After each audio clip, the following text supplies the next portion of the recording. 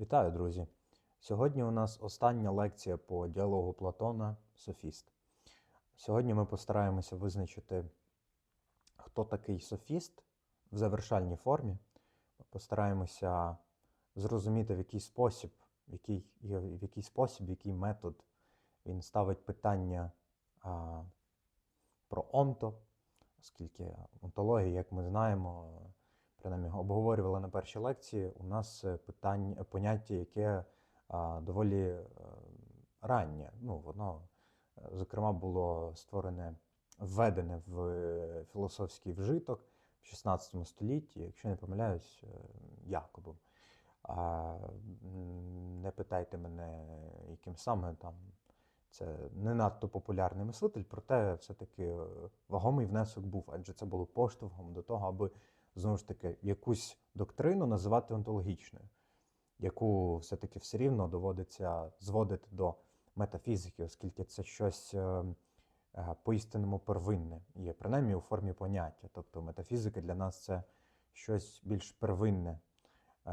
Чому? Тому що саме слово, воно, хоч і теж не використовується греками, так, принаймні, скажімо, в якійсь такій сталій формі фундаментальних мислителів. Аристотель, Платон, у них такого немає. Все ж ми знаємо, що метафізика – це куди загальніше поняття і куди обширніше за онтологію. Тому що онтологія – це здебільшого неологізм, який, як ми вже сказали, в 16 столітті виник. І неологізм на ґрунті грецької мови, в якій, скажімо, з тієї чи іншої причини таке формулювання, воно все-таки латинізоване, воно не є надто природним, чи надто чи таким, яке би відображало культуру грецького мислення. Ось так. Ми будемо теж говорити за культуру грецького мислення, ми будемо говорити про перехід від міфологічного, мітичного мислення до філософського. Як завжди, я буду зачитувати фрагменти, вам демонструватиму на екрані. Буду коментувати, оскільки текст граматичний, текст складний, окутий лінгвістичними перипетіями. І, зрештою, Платон дуже вправно використовує власну мову для експозиції як своїх думок, так і своїх, скажімо, соратників, мислителів, з якими він разом працював. Отож, перший фрагмент я виокремив, це 248, фрагмент А і Б. Чому? Тому що тут ми вкотре натикаємося на, скажімо, експозицію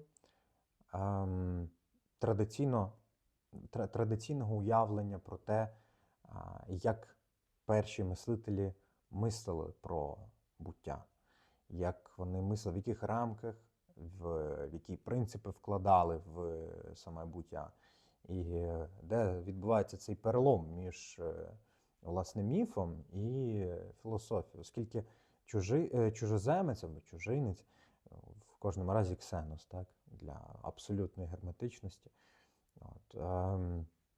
він намагається в цю сторону рухатися, руйнувати ось цю звичну міфологічну перцепцію і, скажімо, певним різновидом спекуляцій зсунути глибу думки, яка укорінюється в чомусь потойбічному, в фізичному, яке не має власного філософського принципу. Тобто чужоземець, він намагається сюди ввести філософський принцип у вигляді нусу. Як ми знаємо, це поняття, яке активно використовується в філософії Аристотеля, але не тільки, особливо і в Платона, зокрема. Ось, що ми, зрештою, зараз і побачимо. На минулій лекції, важливо пам'ятати, що на минулій лекції ми говорили про певну логічну проблематику пов'язування і ототожнення, тобто, коли у нас є суще, в якій формі воно ототожнюватиметься чи відрізнятиметься. Ну, простіше кажучи, чи є в нас, коли ми мислимо про буття, чи є воно цілим, чи є воно єдиним, чи є воно одним. І ми говорили, що ці всі три властивості, вони різні. Підсумуємо, оскільки це впливатиме на просування нашого з вами розслідування в тексті, в цих фрагментах. Отже, єдине – це те, що одне і неподільне, тобто воно єдине, воно не має частин. Цілісне, воно ціле, але воно має частини, тобто кожна частина теж може бути цілою, оскільки вона може бути і поділеною. І одне, як одне, виключно одне, яке не має абсолютно ніяких частин. І чужинець вказував на цю проблематику у виборі між цільним і одним. Про те, чи мусить бути буття одним чи цільним. І якщо воно має багато усього, то це багато усього теж потрібно якось назвати. Але воно водночас і є тим чимось одним, що ми можемо назвати. Водночас ним не є, оскільки воно одразу, як тільки ми говоримо про щось одне, розпадається знову на частини.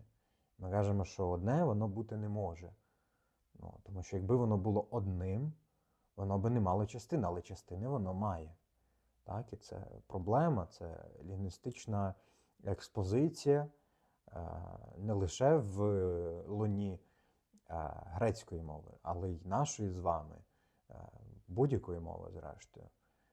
Чи це вона індоєвропейська, чи вона сіонійська, незалежності від походження, епістемологія, вона приблизно плюс-мінус одна, хоча ми, очевидно, як в західний світ завжди накладаємо власні рамки на щось, що лежить поза нами, і намагаємося завжди шукати спільне з різними проявами цивілізацій. Ось, інколи це може перевертатись у ваду, інколи це може перетворюватись і в перевагу. Ось, в кожному разі проблема ось ця, власне, ось ці лінгвістичні експозиції. Де ціле не може бути єдиним, одним. Так? Отож, повертаємося до фрагменту. 248а. Чужоземець. Ми долучаємося тілом через чуттєве сприйняття до виникнення, а душею через розмисел до істинної сутності, яку ви завжди вважаєте однаковою та незмінною, тоді як виникнення відбувається по-різному. Ми бачимо, що тут йде мова про перцепцію. Також я згадував на минулій лекції про те, що чужоземець не звертається до когось з присутніх, він звертається у формі одного з методів, так, ведення логосу, ведення розмови, дискусії, ведення мови, зрештою. І в один в цей спосіб він, скажімо, екстраполює помислене на тих, кого він уявляє, хто є поряд. Але їх фізично їх поряд немає. Проте логічно діалог ми з ними вести можемо. Діалог, полілог. Так. І, тобто, чужоземець звертає увагу на ми долучаємося тілом через чуттєве сприйняття до виникнення. Тобто, ми говоримо про те, що тіло є основою виникнення чогось. І в тому сенсі ми долучаємося до цього, адже ми провокуємо щось через тіло. Тобто, чи через власне, чи через якусь, в принципі, фізичну субстанцію, так? А душею через розмисел до істинної сутності. Тобто розмислом, мисленням, ми намагаємося посягнути власне, те, що є в цій субстанції фізичній, те, як вона проявляється. І це якраз і є цей принцип. Це безпосередній принцип, який пропонує чужоземець. Він різниця від міфу, він різниця від релігії чи будь-якої форми нарації, яка не має дотику помисленого. Тобто тут дія логісмов. Тобто тут про те, що через розмисел. Ми бачимо цей корінь логос, так? Через слово. Так, це до істинної сутності. І ми бачимо психе, так, важливо теж не забувайте завжди звертати увагу на грецькі слова, грецькі поняття, вони можуть, я не можу все вмістити і зрештою теж можу і помилятися, тож завжди варто піднімати в дискурсах, в розмовах грецькі слова, грецькі поняття. Бо майже кожне слово в грецьких мислителів це поняття в тій чи іншій мірі. Ось, тобто і душею ми мислимо, душею, в Платона душа мислить, душа пізнає. Яку ви, тобто ті, хто ці ранні філософи, яких ми теж перечисляли вже на минулій лекції, це, до прикладу, Фалес, Анаксімандр, Іоанн Хіоський. Так, вони всі мислять, скажімо, Анаксімандр чи Парменід, Анаксімандр, до прикладу, учень Фалеса, Парменід учень Ксенофонта. Вони вже відрізняють, Парменід і Анаксімандр відрізняються вже від своїх вчителів. Вони вже мають цей принцип. Він не такий пізнавальний душею, тобто він все-таки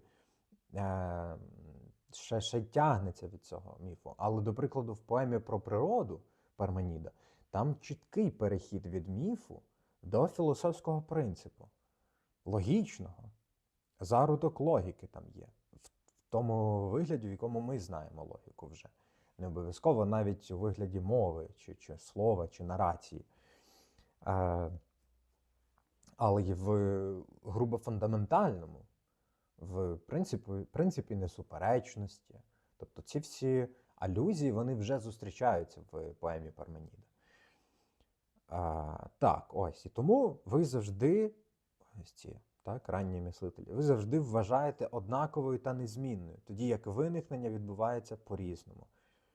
Тобто, однаковою і незмінною, це, очевидно, не стосується Геракліта. Це, очевидно, не стосується Анаксімандра. Але це точно стосується Парменіда.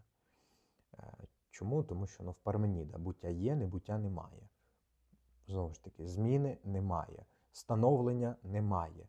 Все вічне, все проявляється і нікуди не зникає. Воно не перетворюється і не виникає, і не відбувається по-різному. Виникнення не відбувається по-різному в Парменіда. Теетет відповідає, каже, так ми й твердимо, тобто так ми й стверджуємо. Так? Чужоземець. А що ж це означає? Долучитися. О, найкраще. О, найкраще. Що ж означає це долучитися тілом, душею? Що ми можемо назвати спільним для обох? Чи не те, про що щойно йшлося між нами? Теетет. Про що саме? Чужоземець. Це стражденне або творче. Стражденне. Це патема. Або творче, я проясню ці терміни, це поєма.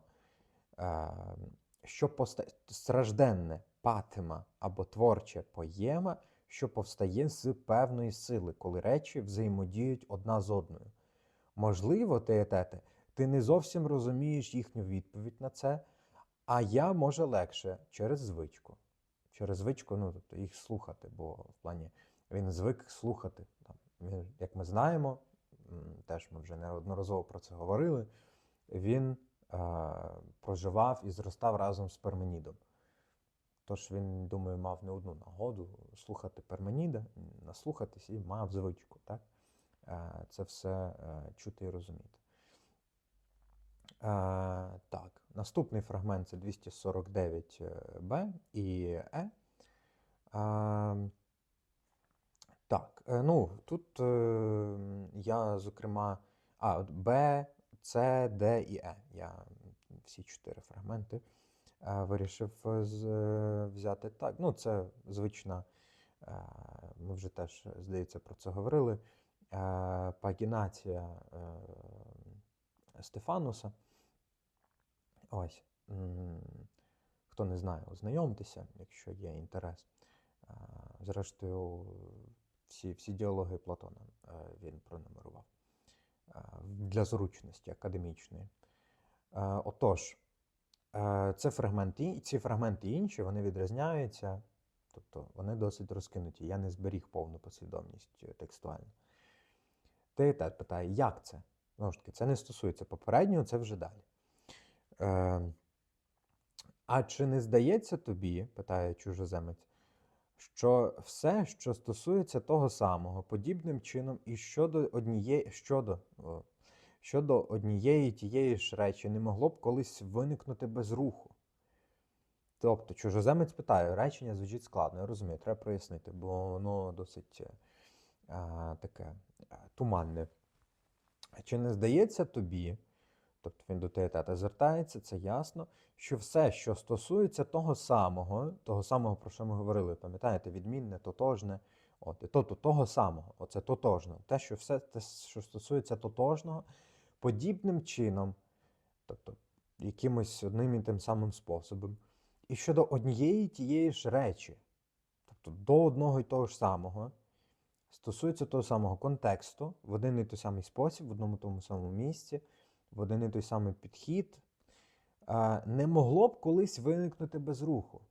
Тобто чужоземець питає, чи могло б, враховуючи всі ці особливості, так? Тобто ми ніби і бачимо це під одним кутом. Ми ніби і можемо визначити, від чого це залежить, бо подібним чином і однієї тієї самої речі, тобто ми визначаємо якусь річ, не могло б колись виникнути без руху. Теетет погоджується, в заперечній формі погоджується, каже, в жодному разі. Чужоземець, а чи можеш побачити, чи споглянути розум, цей нус, що існує, чи такий, що міг би виникнути будь-де без цих речей? Отже, ми бачимо, що тут йде мова про розум, який персоналізований, який окремий, незалежний. Так? Тобто тут нус у формі чогось, що посягає, але от є внутрішнім принципом усього. Ось, до прикладу, в Геракліта логос, логос це не нус, очевидно, так? Але логос – це теж думка, це теж в певному сенсі розум, слово, мовлення, це прояв усього. От для Геракліта усе є логосом, все проявляється через логос. І чужоземець питає, чи можна побачити, чи споглянути розум, що існує, чи такий, що міг би виникнути будь-де без цих речей. То чи може існувати перцепція, сприйняття без речей, які сприймаються? Малоймовірно, каже Теетет. І справді, проти того всіма способами треба боротися. Хто намагається заперечити знання, або мудрість, або розум, утверджуючи будь-що будь-яким чином. Ще й тобто дуже сильно навіть, в такий міцний спосіб, так би мовити. Тому філософ, який найдорожче шанує саме те, неминуче доведеться, схоже на те, ані прийняти вчення тих, хто стверджує, що все суще – це єдине чи множина ідей, і що воно перебуває в абсолютному спокої, ані слухати тих, хто всюди сущому буттю приписує безнастанний рух, а натомість за дитячим благим побажанням назвати разом і суще, і все як таке, що поєднує і нерухоме, і те, що рухається. Тобто чужоземець каже, що от філософу варто обійти стороною тих, хто мислить в спосіб відсутності руху чи того, що все рухається, тобто відійти як від Геракліта, в якого пантарей, в якого все рухоме, так і від Парменіда, в якого буття є, буття немає.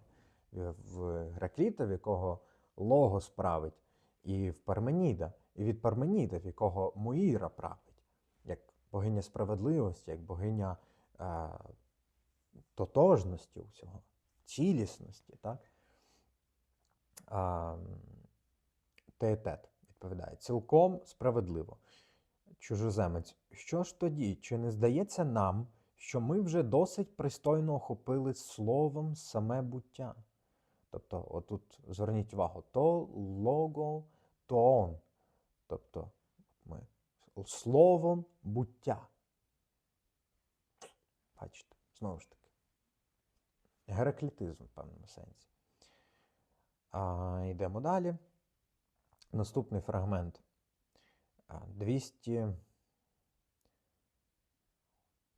253. С і Е. Чужоземець: що ж ми зараз досліджуємо, о Теетете? Чи ми, заблукавши в науці вільних мистецтв, не ризикуємо, шукаючи софіста, знайти філософа? Теетет: непорозуміння, думаю, що ти маєш на увазі? Чи не скажемо ми, що знання діалектики або наука діалектики, ми маємо тут слово епістеми, епістемес, що знання діалектики полягає в тому, щоб розрізняти роди, не змішуючи одну ідею з іншою, і не вважати різні існуючі речі тим самим. Тут в Платона використовується ейдос слово, і в нього це, очевидно, ідея, світ ідеї для нього. Тобто це, знову ж таки, одна з дослідницьких сходинок експозиціонувати також і думку через чужоземця, власно. Так? Тобто, взагалі, софіст це вважається одним з переломних діалогів в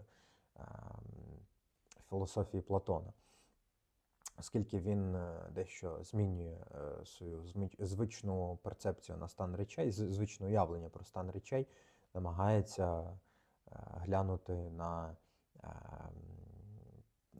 на форму зміни, видозміни по-іншому, через динамізис, тобто через зміну. Але, до речі, варто сказати, що в окремих фрагментах, де згадується про динамізис, це про здатність. Там йде мова про здатність. Тобто здатність бачити, говорити, виявляти щось. Ось. Чи не скажемо ми, що знання діалектики полягає в тому, щоб розрізняти роди, не змішуючи одну ідею з іншою?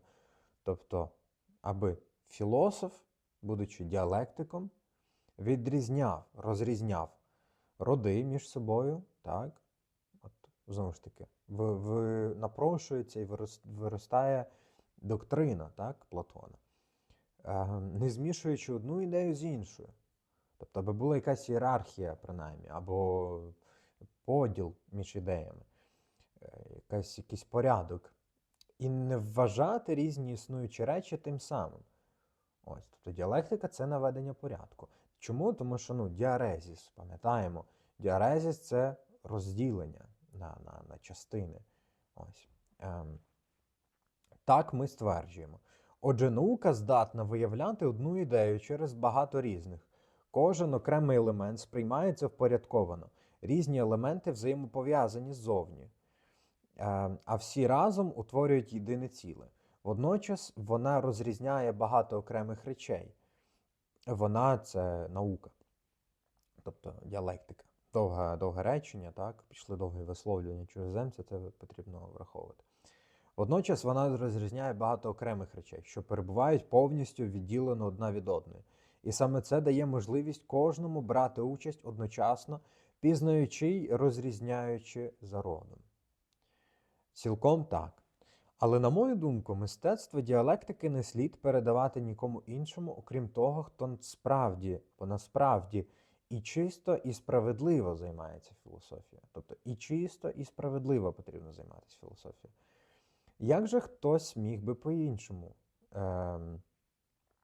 Філософа ми дійсно знайдемо у такому місці, як зараз, так і потім, якщо будемо шукати. Побачити його одразу важко, але не означає, що неможливо, так? І те саме стосується софіста і його особливості, його вигляду, його особи, його прояву, його характеристик. Як? Тобто, в який спосіб, як ми маємо побачити його? Його і філософа, і софіста. Їх, тобто. Той, хто тікає в темряву, неіснуючого, і намагається доторкнутися до неї, тобто до темряви.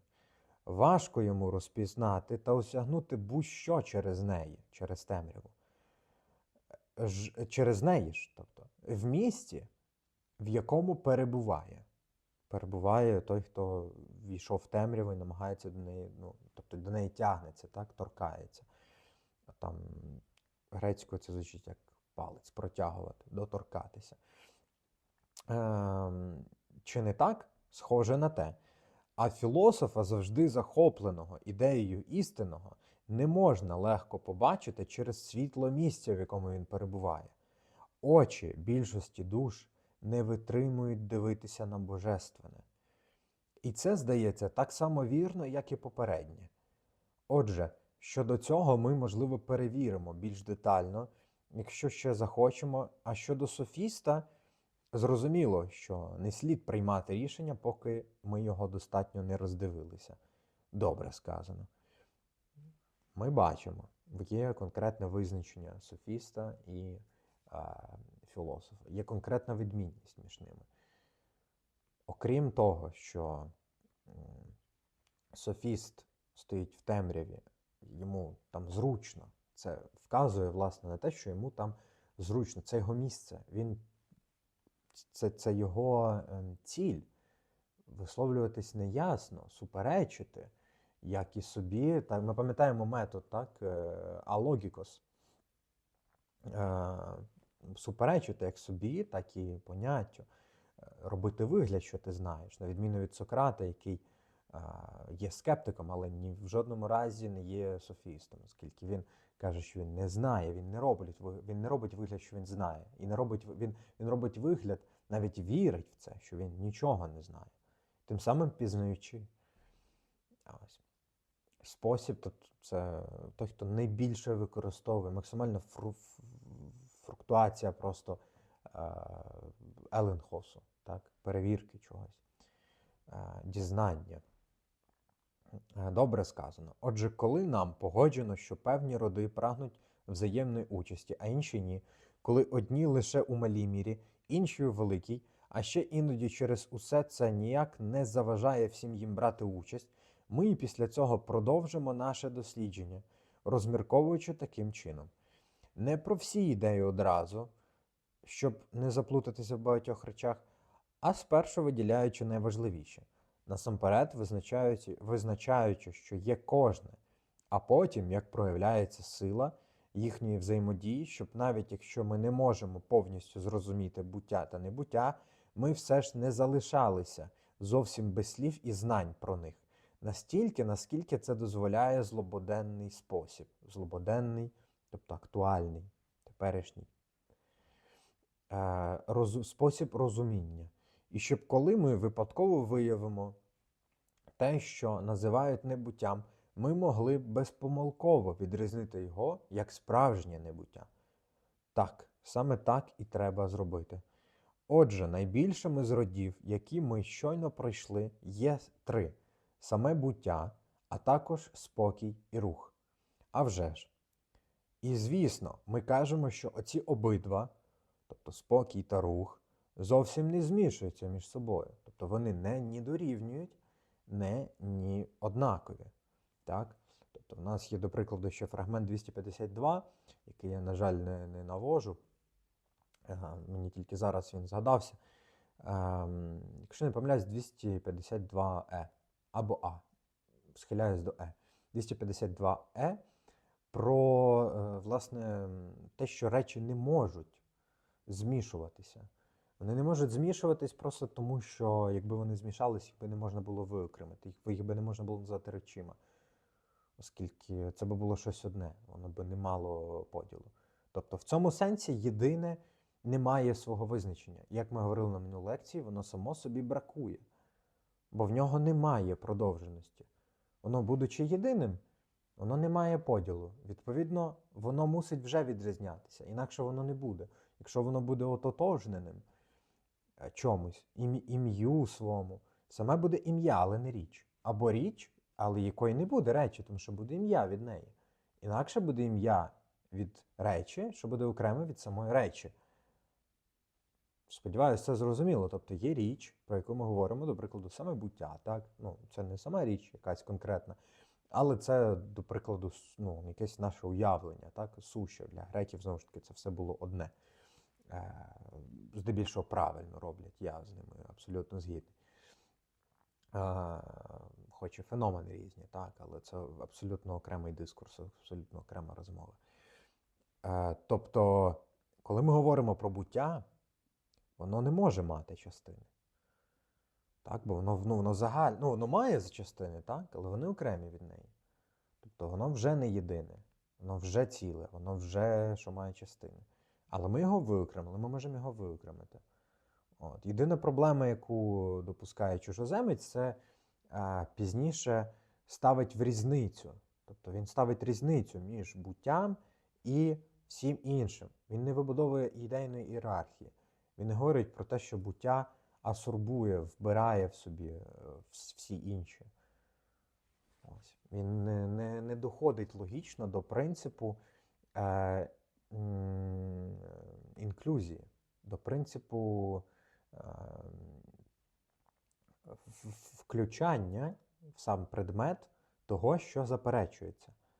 Тобто кожне ствердження мусить мати свій позитивний бік. Позитиво – це з латинської ствердний, бо він посто, від порре, тобто від покласти. І він твердний, ствердний, він кладеться. Ось, він позитивний. Кожне твердження, ну, в певному сенсі, я допущу собі тавтологію, в певному сенсі кожне твердження позитивне, навіть якщо зміст негативний. Ось, але цієї інклюзії в уявлення бутті немає, принаймні в чужоземця або чужинця, немає значення. Проте кожна відмінність все рівно зберігається. Рівень відмінності ніяк не впливає на саме уявлення про буття. І саме буття небуттям не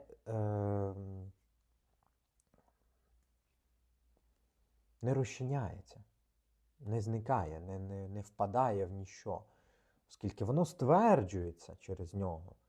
Так? Тобто це теж той рух, який ми побачимо в Гегеля, проте в інший спосіб. Він нормалізує, він затверджує, він позитивізує, але зберігаючи негативну частку небуття. Тобто він навпаки через оце заперечення рухається. Тобто для нього заперечення виступає ствердженням. Але кожне заперечення є, будучи ствердженням, тобто це постійна боротьба, це в певному сенсі анаксимандерство, це в докорінному сенсі анаксимандр або анаксимандрик, так? Якщо, до прикладу, Еммануела Северина називають парменідиком, хоча, як на мене, перебільшено і навіть не так перебільшено, як недоречно. Ну, це те саме, як, знову ж таки кажу, Гегеля, до прикладу, називати анаксимандриком. Тобто, очевидно, його філософія далеко виходить за межі цього визначення. В цьому контексті в Гегеля заперечення – це ствердження, і це перманентна зміна заперечення ствердженням.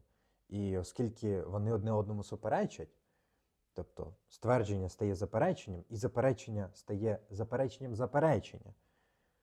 Звучить тавтологічно, що Гегель ніколи не любив, але змістовно. І те, що, тобто твердження, воно викривається запереченням власного заперечення, тим самим стверджується, самому собі суперечачи, але стверджуючи і стверджуючись, стверджуючи і стверджуючись.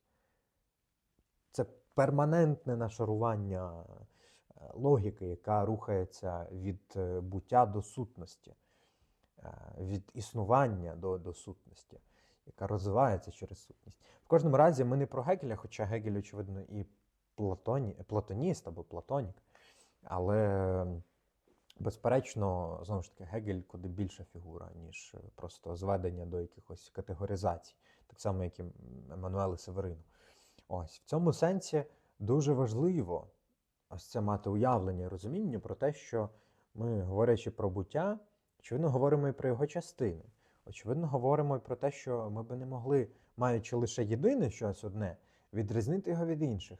Але ставлячи в ряд з ним самим, ми не можемо вивести щось, що мало би узагальнювати. Тобто принцип, який би мав вирощувати, який би мав стверджувати. Так? Ми падаємо лише в софізм. Проблема в софісті залишається здебільшого невирішеною.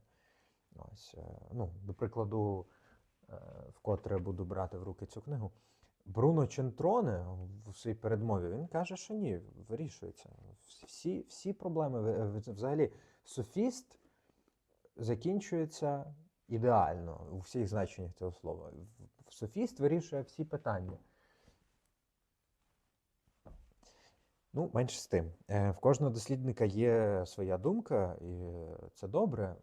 Не лише залишатись при пасивній якійсь позиції погодження з тим, що хтось має цю іншу думку, але й вступати в дискусію, обговорювати активно, поважаючи, бо у приділяння уваги комусь це вже повага, як на мене. Увага, повага, так, бачу. Отже, повертаємось до фрагменту. Так, саме так і треба зробити. Отже, найбільшими з родів, які ми щойно пройшли, є 3. Саме буття, а також, тобто поряд з ним чужоземець кладе, спокій і рух. А вже ж. І звісно, ми кажемо, що ці 2, спокій та рух, зовсім не змішуються між собою. Тобто вони не стають одне одним, вони не стають одним цілим, чомусь вони не стають буттям. Далі бачимо, як розвивається сюжет. А вже ж. А буття, певно, є спільним для обох. Адже, як видно, обидва вони є. А як же інакше? Отже, виходить, що в нас ми маємо 3 роди, або 3 ідеї. Так. І справді, адже кожна з них інша щодо 2. Відрізняється від 2. Кожна з них відрізняється від кожного з 2. Але щодо самого себе те саме. Тобто ототожнюється з ним. Так і є. Ототожнюється самим собою, власне. Тобто, не з ним, з кимось іншим, а воно саме собою. Тобто, спокій або безрух – це те саме, що, до речі, думаю, поміняю в тексті на безрух. Можливо, краще все-таки підібрати безрух, оскільки чудове слово у нас в українській мові, якщо, звісно, не збожеволів, ще є це слово. Можливо, не спокій краще, а от безрух все-таки. Рух, безрух. Логічніше би було. В кожному разі, з лінгвістичної точки зору, краще все-таки спокій, рух. В кожному разі предмет один і той самий. Кожне з них, буття, спокій, рух, є чимось іншим по відношенню до кожного з своїх 2. Але є тим самим по відношенню до себе. Ніби тавтологічно, але в філософії дуже важливо звертати увагу на тавтологічні речі. Подивитися на них особливо, побачити, розгледіти в них якусь сенс, неочевидність. Якусь форму неочевидності, щось, що втрачається з виду. Ось це, як на мене, найважливіше завдання філософії. Запримітити щось в очевидному. Максимально очевидному. В абсолютно очевидному. В небі. Яке, як феномен, взагалі, ми можемо визначити, що таке небо. Даруйте, дуже метафоричне визначення. Це просто відбиття сонячного світла, яке, з умов того, що ми не бачимо інфрачервоного світла і фіолетових променів сонця, воно для нас не фіолетове, а синє. Тобто, просто палітра. Ми навіть не можемо сказати, що небо – це зірки. Ми не можемо сказати, що небо – це сонце, бо воно вже відрізняється. Тобто, в таких речах можна бачити неочевидність. В таких речах можна... І це філософія. Не будь-що неочевидне побачити, а очевидне саме по собі має складати якусь вартість. Так і є. А тепер, що ж ми сказали про тотожне і інше, тобто про те саме і інше, так? Чи не виявиться так, що ще 2 нові роди, відмінні від тих 3, але такі самі, що неминуче завжди з ними змішуються. І нам слід уже розглядати не 3, а 5 родів. Тобто, ще раз, звідки в нас 2 нових?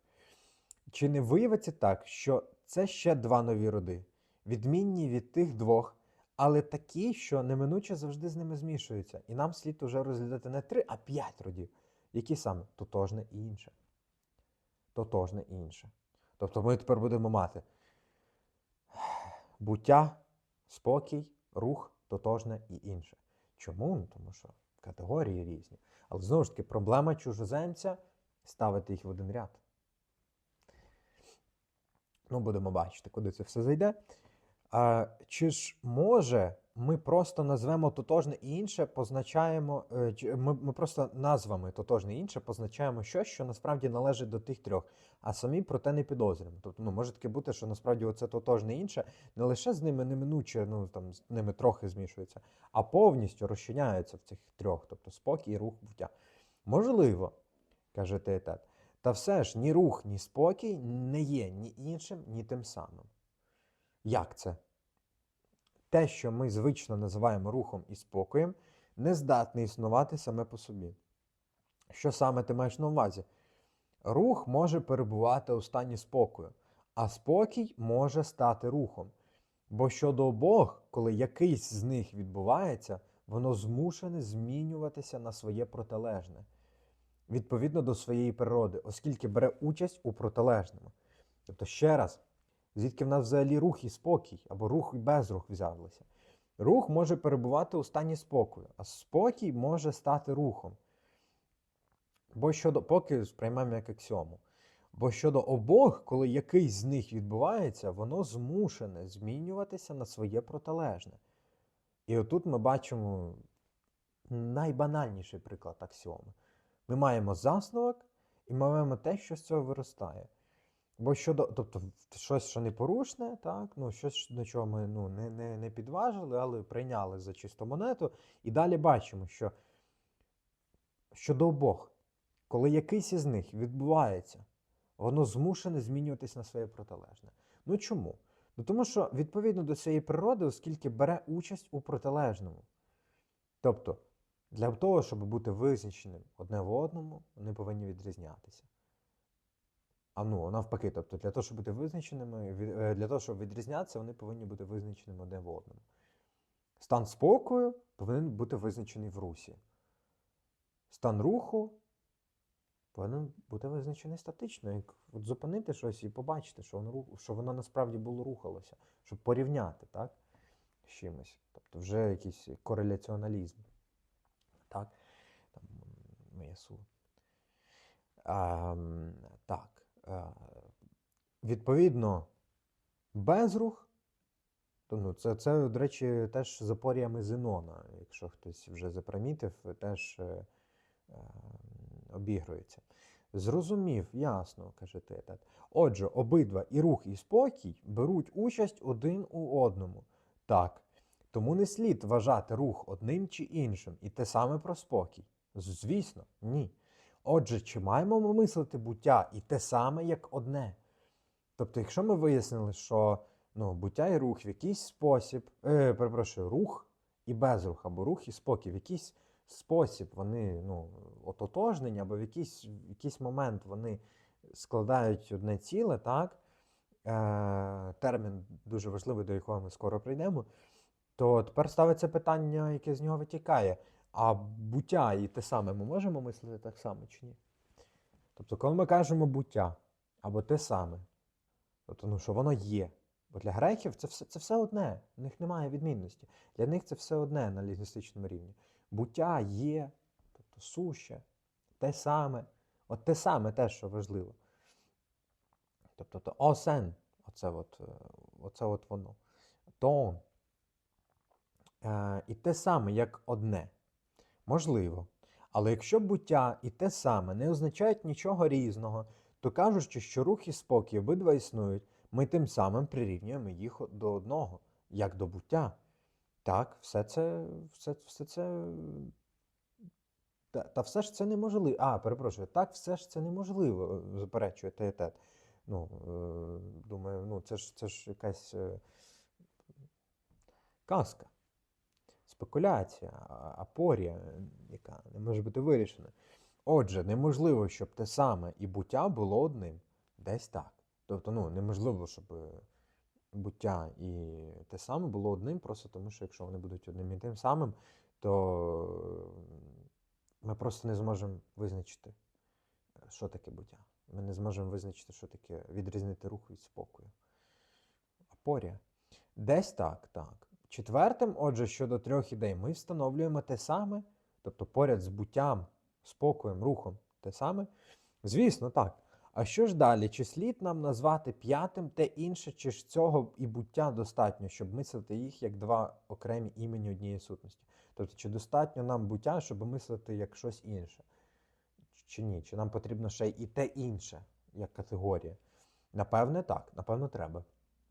Але я думаю, ти погодишся, що існуючі речі одні й ті самі, у власній суті, а інші завжди говоряться відносно інших. І як же інакше, а інші завжди відносно інших, чи не так? Саме так. Не було б, якби існуюче, і інше не відрізнялися дуже сильно. Але якщо інше брало участь у обох ідеях так само, як існуюче, тоді колись щось із них було б іншим, не відносно інших. Складний пасаж треба роз'яснити. Не було б, якби, ну, тобто, чогось би не було, якби існуюче, і інше не відрізнялося б дуже сильно. Тобто, якби ж якесь суще і інше не відрізнялося, тобто це, ну, існуюче в цьому сенсі це суще. Просто я вирішив ставити не суще, а існуюче, аби підмітити от щось, що воно от, існує як прояв буття, і воно не просто як якесь окреме суще, а воно як те, що через своє існування відрізняється. І інше не відрізнялися дуже сильно. Тобто, якби існуючі і інше були тим самим. Але якщо інше брало участь у обох ідеях так само, як існуюче, тобто це припущення, та? Але якщо б інше брало участь у обох ідеях, тобто як існуюче, так і іншого, як існуюче, тобто інше було б ототожнене з існуючим і іншим, тоді колись щось із них обох було б іншим, не відносно інших. Ну, він буквально говорить про те, що вони би ототожнились. Коли якесь існуюче не відрізнялося б достатньою мірою від іншого, тобто, якби інше брало участь, ну, брало участь, оце власне, оце поняття, яке використовує Платон дуже активно, це метехін. Метехін – це в Платона не просто брати участь, а мати частину в чомусь. І те теж бере частину в тому. Оце метехін. Це про частинність, про яку теж зараз буде йти мова. Тобто, але якщо інше не має своєї частинності, не має своєї частинки у обох ідеях, це інше як поняття, так? Так само, як існуюче, що існуюче теж має мати в обох ідеях, як в іншому, так і в собі самому себе, тоді колись щось із них було б іншим не відносно інших. Тобто, щось би перетворювалося на інше. І ми бачимо те саме гегеліанство. Заперечення. Заперечення власного заперечення. Так? Неочевидна річ, тавтологія, але все-таки те, що вибудовує принцип, суть якого полягає в тому, аби затвердити ствердження чогось як заперечення свого іншого, як відрізняння. І не просто банальне відрізняння, ну щось відрізняється від іншого. Ні, це докорінний спосіб правильного розуміння принципу несуперечності. Тобто щось, або принципу ідентичності, принципу тотожності, так? Щось повинне бути собою. І в який спосіб воно повинне бути собою, відрізняючись від іншого. Відрізняючись від іншого, воно повинно мати метод, аби ствердитися. Інакше воно буде собою, не матиме ідентичності, не матиме істинності. А тепер ясно для нас, що щоб не було іншим, з необхідності вийшло, що це інше є тим, що є. Тобто, ще раз, але тепер ясно для нас, що щоб не було іншим, тобто будь-що, щоб було б іншим, з необхідності було б це інше, є тим, що є. Ти кажеш саме так, як воно є. Отже, п'яте, слід говорити про природу іншого серед ідей, у яких ми вже робили вибір. Тобто інше, як категорія, би не відрізнялася, якби не була іншою. І через усе це скажемо, що вона пройшла крізь усіх них. Тобто через спокій або безрух, рух, буття, існуюче, суще, ну або там тотожне, так, і інше. Через самого себе. Бо кожне є іншим серед інших не у власній суті, а через участь у ідеї іншого. Знову-таки, гегельянство. Через участь у ідеї іншого. Чисте гегельянство, чиста думка Гегеля, чистий платонізм. Ну, тобто Гегель в цьому сенсі є платонік. Очевидно, безперечно, беззаперечно. В Гегеля це вибудовується як метод. І повстає в куди ширшому світлі. Не можна це зводити. Категоризація неправильна. Це не для того, щоб сказати, що Гегель скопіював Платона. Ну, очевидно, ні. Ну, це може сказати людина, яка ще не пробувала, не читала нічого з Гегеля. Ось. Але в цьому сенсі я дуже солідаризуюся з позицією Ганса Георга Гадамера, який каже, що діалектика Гегеля – це софізм. Це софізм. Так. Спекуляція діалектична, це метафізика спекулятивна, це софізм. І ми бачимо це буквально. Ось фрагмент. 255 є. Можете, якщо хтось є дослідники, там, науковці, які досліджують цю тематику, можете хапати на... Ну, я думаю, хто вже був зацікавлений в тексті, так вже це давно знає, але в будь-якому разі можете, прошу, цитування. Прямо, прошу. Я згадував про фрагмент 252Е, інший там про не відсутність суміші для визначення чогось іншого, але теж можете поєднати, глянути, так, цей момент. Отже, зрозуміло, каже Тейтет. Ось так ми говоримо, беручи 5 понять або 5 ідей як одне. Як це? По-перше, рух, як повністю інше від спокою. Чи не так кажемо? Так. Отже, спокій не є, звісно, ні. Але він існує через частинність у бутті. Через оце метехін, знову-таки. Існує. Знову ж таки, рух є іншим від того ж самого, майже так само. Так, ну, схоже на те. Отже, це не одне й те саме. Звісно, ні, абсолютно ні. Але все ж він був одним через участь у всьому того ж самого. Тобто через частинність, через власну частинність в іншого. Частинність, тобто в сенсі, що має свою частку, там, участь, брати участь. Так, є частка. Часть, частина і надзвичайно. Тейтет каже. Рух треба визнати одночасно як однаковим, так і різним. І це не важко, чужоземець каже. Тобто потрібно визнати все-таки, що рух є водночас і тотожним, і нетотожним. Тобто і тотожним собі, і нетотожним собі. Бо для того, щоб виокремитися як щось, він повинен відрізнятися від себе ж самого тим, щоб визначитися, як він сам. Тобто пройти через інше. Повстати як інший. Тобто бути іншим від чогось. Мати свою частину, бути іншим в іншому. Простіше кажучи, рух для того, аби бути визначеним, повинен бути не рухом в чомусь іншому. Або повинен не бути рухом в чомусь іншому, або бути не рухом в чомусь іншому. В кожному разі метехін. Брати участь, бути частинкою, частинністю іншого.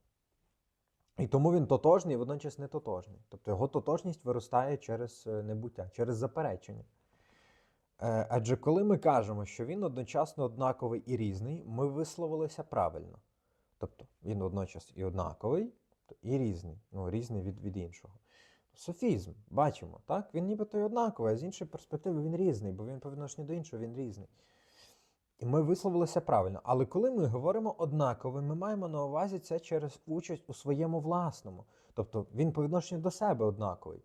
А коли різний, через спільність з іншим. Тобто спільність з іншим, частинність, метехін з іншим, це він різний, він же не тотожний собі самому. Через яку, відокремлюючись, він стає не тим самим, а іншим. Тож правильно знову говорити не те саме. Знову ж таки, ось цей спільність різний, це як в Северино в Діке, я думаю, буду записувати теж лекції про цю працю. Дуже складна праця, дуже герметична, насичена як і грецькою традицією, так і максимально глибинно логічним і аналітичним спектром філософії, тобто лінгвістичним, логічним, і він реконструює буття, він вирішує апорію, і там ми будемо обов'язково про це говорити. Коли різний, через спільність з іншим, через яку, відокремлюючись, він стає не тим самим, а іншим. Тож правильно знову говорити не те саме. Тобто він водночас те саме, але й не те саме. Те саме по відношенню до себе з одної перспективи, а з іншої не те саме. Вельми добре, каже Текет. Отже, якщо рух десь приймав участь, тобто мав частинність, я розумію, що звучить складно, філософськи, можливо, навіть переходить певні межі природності української мови, проте це для ясності. Отже, якщо рух десь приймав участь у спокої, чи не було б цілком природним назвати його спокійним? Тобто в спокої рух спокійний. Абсолютно так, якщо ми дозволяємо, щоб роди змішувалися один з одним, а інші ні. І справді, чи не зупинимося ми спершу на попередньому доказі цього, чи на теперішньому, перевіряючи, що це так природно? А як же інакше, каже Тейте, тобто потрібно. Отже, скажімо знову, рух є іншим від іншого, так само, як інше було іншим щодо спокою. Як це? А чи не здається тобі, що все, що стосується... все, так, я перейшов на інший фрагмент, який ми вже розбирали. Отже, скажімо знову, рух є іншим від іншого, так само, як інше було іншим щодо спокою. Тобто, саме поняття іншого, будь-яке інше, відрізняється, не є тотожним, є іншим щодо іншого. Ось. Але стверджується в ньому, як інше, як тотожне. Ось такий метод, ось діалектика, ось діарезис, ось те, що бере Гегель, і ось те, що вирішує Еммануеле Северино, якого ми розбиратимемо. Сподіваюсь, в мене дійдуть руки, можливо, до Гегеля, можливо, і до Майнера. Так, але, бо в мене є видавництво Майнера, від видавництва Майнер Гегель. І я би радо теж займався, якщо б вас цікавило, аналізом складних пасажів і, зрештою, філософії, побудувати якусь структуру філософії Гегеля. Ось так. Тож, дякую вам велике за увагу. Якщо ви не дивилися попередні лекції, обов'язково подивіться усі, від першої до останньої, в мене їх 3, символічно 3. В них всіх є повно інформації, які експлікують і експозиціонують не лише софіста Платона, але й думку Платона, думку інших великих мислителів, саму проблематику онтологічну і її первинні проби її вирішити. Дякую за увагу. Підписуйтесь на канал. В мене буде ще багато цікавого. Нам доведеться з вами пройти ще неодноразово багато різних шляхів, багато різних методів. Ставте вподобайки. Слава Україні!